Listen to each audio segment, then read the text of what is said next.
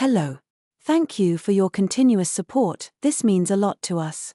If you enjoy the stories we share, kindly subscribe to this channel. Now, let's dive into the details of today's story.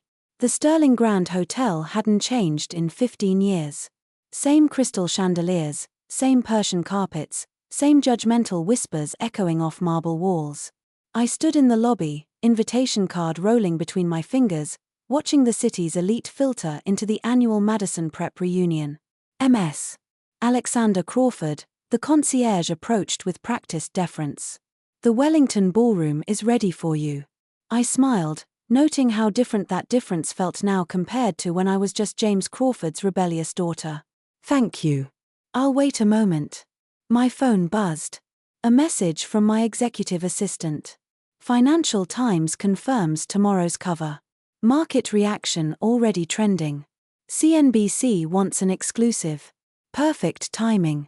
15 years ago, I'd walked these same floors in a borrowed dress, listening to my classmates brag about their family legacies and trust funds. The Crawford name meant something then. Old money, old connections, expectations. Until I broke them all. Oh my God, Alex. A shrill voice cut through my thoughts. You actually came. Melanie Porter Hampton, former class president and current social climber extraordinaire. Air kissed my cheeks. Her eyes swept over my Channel suit with the same calculating assessment she'd once used to judge everyone's prom dresses. We weren't sure you'd show, she continued, voice dripping honey-coated venom given everything that happened with your family's situation. Ah, yes. The situation when I'd rejected my father's demands to join the family investment firm, choosing instead to start my own company, when I had sold trust fund shares to my first startup, causing a scandal that still echoed through country club corridors. I wouldn't miss it, replied smoothly. How's Thomas's hedge fund doing? Her smile flickered. Everyone knew her husband's fund had lost half its value in the last quarter, just like they knew he'd been quietly begging for investors at every social event this season. Managing, she said tightly. But enough about us. How's your what do you call it? That little online business. Before I could answer, more familiar faces approached. William Street Clare, whose father had cut me off from family investments when I went solo. Catherine Aldridge Ross, who told everyone I was having a mental breakdown when I sold my Upper East Side apartment to fund my second venture. Alex Crawford, back from exile. William's laugh carried across the marble floors. Still playing entrepreneur. I took a slow sip of champagne, remembering similar mockery from years ago. The difference was this time I wasn't here to prove anything. I was here to reveal everything. How is that going? Catherine leaned in. Perfume expensive and interest fake. We heard you were struggling. Daddy mentioned something about rejected loan applications. Of course he had. Richard Aldridge never got over me turning down a partnership at his bank. Actually, I smiled. Business is quite interesting at the moment. Oh, darling. Melanie's voice carried just enough to draw attention from nearby groups. You don't have to pretend with us. We all know startups are risky. There's no shame in admitting defeat. I'm sure Daddy would take you back at Crawford Investment Group. The growing circle of onlookers barely concealed their smirks. This was what they'd come for. The chance to see the prodigal daughter humbled, crawling back to the fold. Speaking of Crawford Investment, William cut in. James finally sold it, didn't he? After the market crash. Such a shame. But that's what happens when you trust the wrong people. The wrong people. He meant me, of course. They all blamed my departure for my father's eventual downfall, conveniently forgetting his risky investments and outdated strategies. Bill, I said quietly, using his childhood nickname. How's your family shipping business? He stiffened. Managing. Really? Because I heard Docker Tech's new AI system is revolutionizing container tracking, making traditional methods obsolete. His face padded slightly. Docker Tech was my company's latest acquisition, a fact that wasn't public knowledge yet. Well, Melanie jumped in, clearly enjoying the tension. At least some of us maintained standards. Not everyone can handle real business, Some people are better suited to smaller ventures. The ballroom had grown quieter, more people drifting toward our group.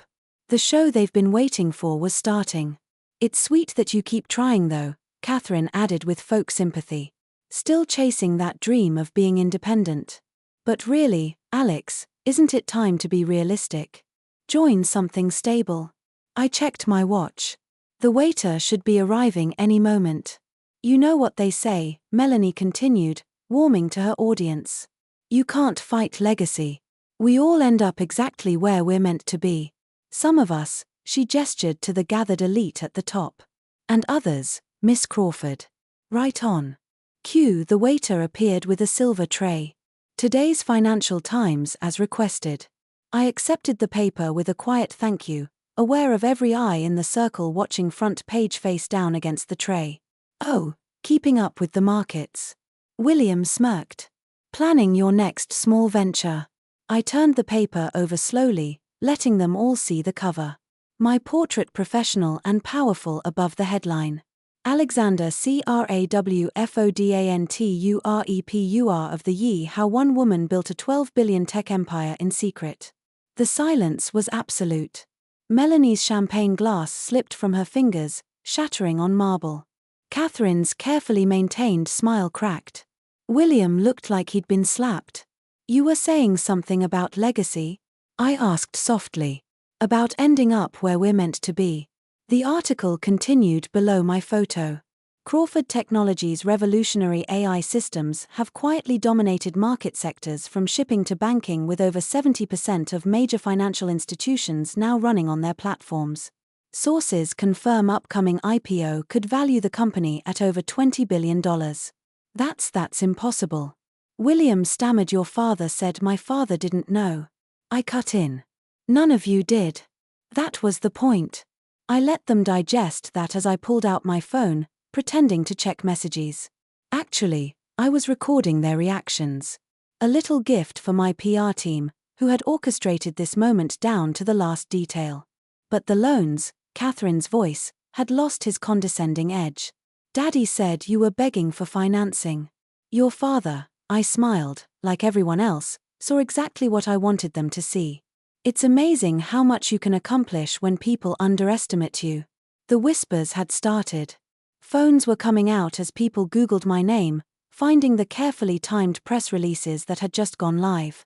The truth about who really controlled the technology revolutionizing their family businesses. Now, I continued, enjoying the way they flinched at my voice about that small venture of mine. The night was young, and I hadn't even shown them everything yet. After all, the magazine cover was just the beginning. The Wellington ballroom buzzed with barely contained chaos. The same people who'd been smirking at my failure minutes ago were now frantically typing on their phones, discovering just how deep my success ran. Docket Tech, Mainframe Systems, Quantum Finance, William muttered, scrolling through his phone. You own all of them. Technically, I replied, accepting a fresh glass of champagne. Crawford Technologies owns them. I just own Crawford Technologies. Catherine's husband, a junior partner at Goldman Sachs, pushed through the crowd. Alex, we should talk privately about potential partnerships, like the partnership your firm rejected last year. I smiled. When you said my proposal was amateur at best, he paused. That rejection had cost Goldman billions in potential revenues. Their competitors, who had signed with my company, were now dominating the AI-driven trading market. My phone buzzed again. A message from Marcus, my head of acquisitions. Street Claire Shipping stock down 12% in after-hours trading. Investors connecting the dots about Docker Tech want me to proceed with the takeover. I typed back a quick hold. No need to crush William's family business tonight. That could wait until Monday, Alexandra. A familiar voice cut through the chaos. We need to talk.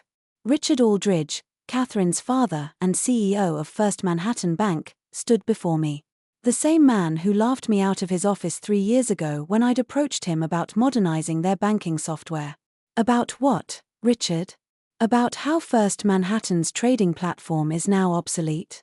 Or about how your competitors are using my company's AI to outperform you 10-1? His face wrined. You deliberately misled us. No, I corrected him calmly. I offered you a chance to be part of the future. You chose to see what you wanted see. A failed socialite playing entrepreneur. That was your mistake, not my deception. Melanie, who had been uncharacteristically quiet, suddenly found her voice. But your father, after the crash, you let everyone think.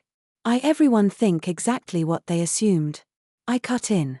Then was desperate, broken, asking for loans I didn't need from banks that didn't matter. It's amazing how much people reveal when they think they have the upper hand. The screens around the ballroom, meant to show nostalgic photos from our prep school days, flickered to life. A series of business headlines began scrolling.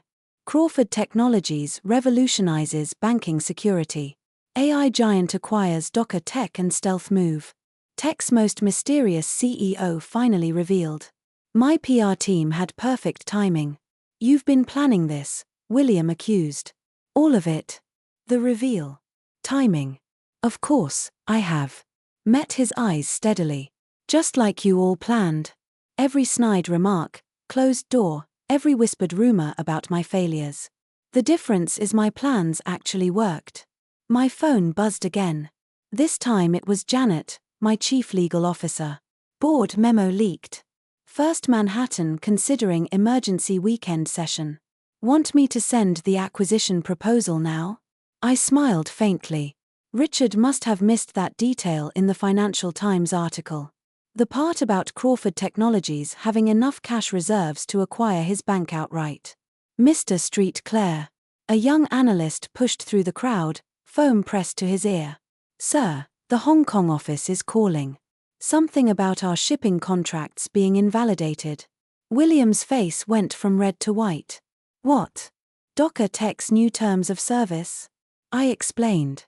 They take effect at midnight. Didn't anyone read the fine print? The room erupted in fresh chaos. More phones ringing, more urgent whispers. These people were finally realizing that while they'd been mocking my small business, I'd built something that could make or break their family fortunes with a single policy change. Why? Catherine's voice cracked slightly. Why do it this way? Not just tell everyone from the beginning. I turned to her, remembering all the times she'd excluded me from charity boards and social committees after my breakdown because you all needed to learn something. Success isn't inherited, it's built. And sometimes it's built in silence while people like you are making noise. Alexandra. Another voice older commanding Bernard Wellington AOI, our old headmaster and current board member of half the companies I now controlled. This is unprecedented. No, I corrected him. This is overdue. For every girl you told to think smaller, dream safer, stay in her lane. For every innovation you dismissed because it didn't come from the right family or the right background. He had the grace to look uncomfortable. My phone lit up with a message from my executive assistant. CNBC anchor waiting. Live interview in 20 minutes. I checked my watch. Right on schedule. Now I address the room. If you'll excuse me, I have a business to run. Several actually. As I turned to leave, Melanie grabbed my arm. Wait, what happens now to all of us? I looked at her perfectly manicured hand, then back at her face. That depends. On Monday, Crawford Technologies begins implementing its new partnership standards. Companies that align with our values will thrive. The others? I shrugged. Well, there's always your family names to fall back on. Oh, wait. The silence that followed me to the door was sweeter than any revenge I could have planned. But this wasn't about revenge. This was about power. Who really had it? Who only pretended to have it? And who had been quietly building it all along? Outside, my driver held the door to a sleek Maybach. Not the flashiest car in Manhattan, but certainly the most expensive. As we pulled away from the Sterling Grand, I opened my laptop to review the next phase of acquisitions. The reunion had been just the beginning. Monday would bring the real fireworks, and I hadn't even revealed my biggest move yet. The Sunday headlines rolled in like thunder before a storm. Tech's hidden giant. Crawford Technologies set to dominate market. Wall Street stunned by stealth success of Madison Prep Alum. First Manhattan Bank calls emergency board meeting. Street Clare shipping stock plummets in pre-market trading. I sat my penthouse office watching the sunrise paint Manhattan's skyline in shades of gold. The same view I'd had when I started this journey back when the penthouse was my only asset and Crawford Technologies was just 3 people working out of a converted storage room. The CNBC interview has 2 million views already. My PR director Sarah reported social media is exploding # Crawford takeover is trending and the other matter. She smiled. Your father's assistant called. He's demanding a meeting. Of course he was. James Crawford, the man who told me I was throwing away generations of legacy when I started my company, would be watching his carefully constructed world unravel. Schedule it, I said after the morning announcements. My phone buzzed. A message from Melanie. Alex, please. Thomas's fund is already down 30%. We can work something out. I archived it without replying. Let her feel the same desperation she'd enjoyed watching in others. At precisely 9 a.m., Crawford Technologies' new partnership terms went live. The requirements were simple but revolutionary. Complete transparency in business practices, ethical AI implementation, and a minimum 30% diversity quota in executive positions. Companies had until Friday to comply or lose access to our systems. The market reaction was instant. Companies that had sneered at my small business were now watching their stock prices swing wildly based on whether they met Crawford Tech's standards. Miss Crawford, my assistant's voice came through the intercom. Your father is here. He wouldn't wait. I straightened my Armani blazer. Send him in. James Crawford had aged since I'd last seen him. His hair was grayer, his stance less commanding, but his eyes still held that same mix of arrogance and anger. What have you done?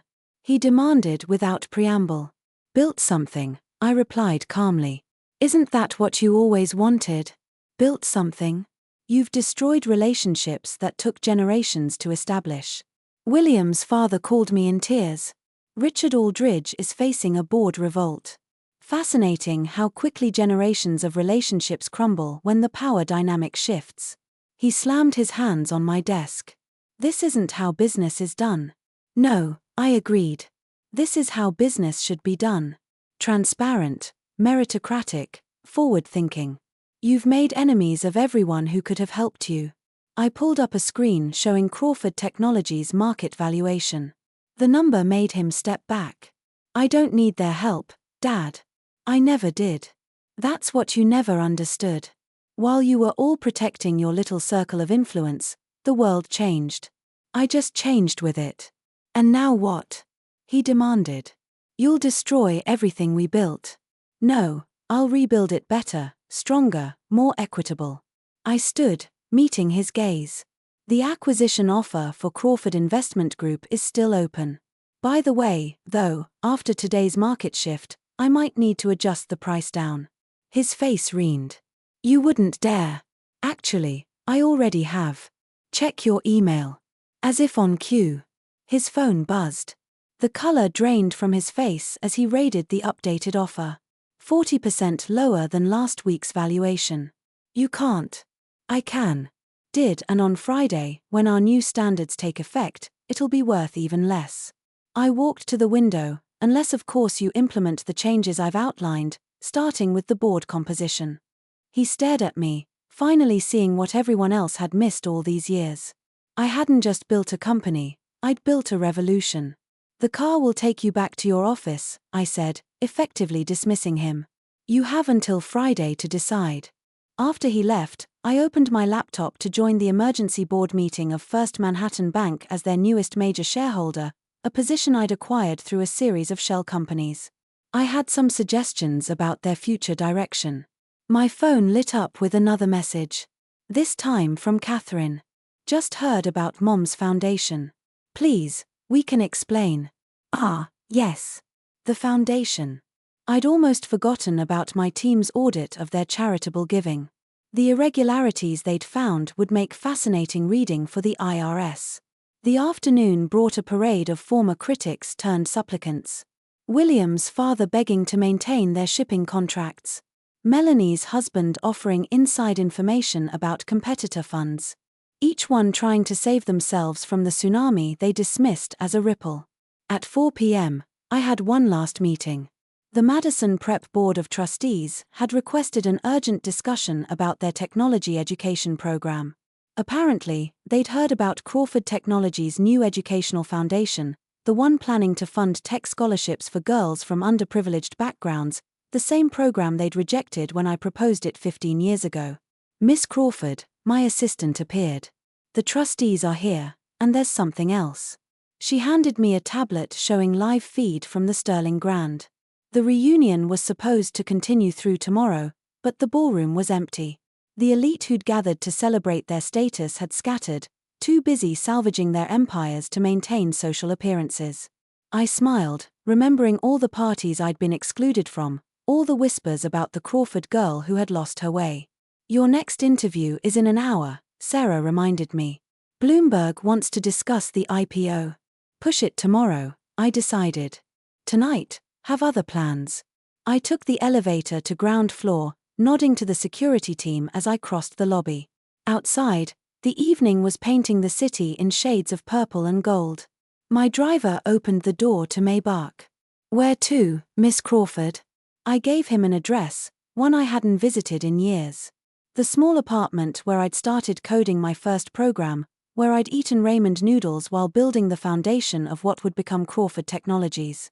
Taking a trip down memory lane, Sarah asked. No, I smiled. Picking up something for tomorrow's press conference. In my bag was the original business plan written on sheet notebook paper along with every rejection letter, every dismissive email, every condescending response I'd received.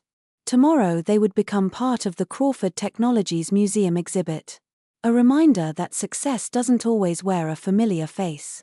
My phone buzzed one final time. A message from the Financial Times editor. Follow-up story confirmed. How Crawford Technologies is reshaping global business runs tomorrow. Front page again.